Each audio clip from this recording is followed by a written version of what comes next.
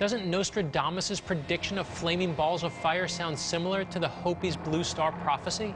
Remember, this is an ancient Pueblo prediction coinciding with a Frenchman from Renaissance Europe.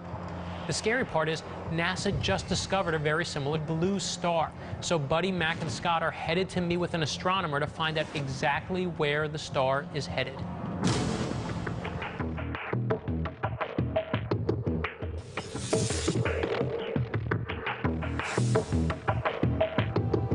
I think you're referring to HE 0437. It's an amazing object, maybe 1 in a million, maybe 1 in a billion. Why is it blue? Is it because of the speed? It's blue not because of the speed, but just because it's a relatively young, massive star. So it burns hot. Hot objects look bluish. So that's not so unusual. What's unusual is that it should have died by now.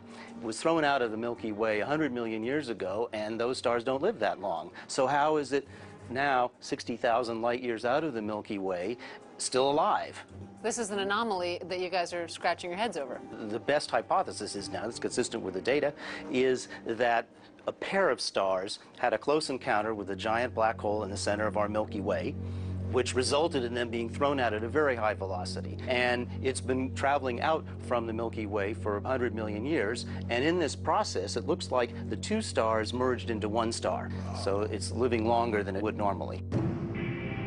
So maybe these blue stars do exist. What makes me uncomfortable is when the science starts agreeing with these Hopi prophecies. But guess what? It's not a matter of if something like this hits the Earth, it's a matter of when.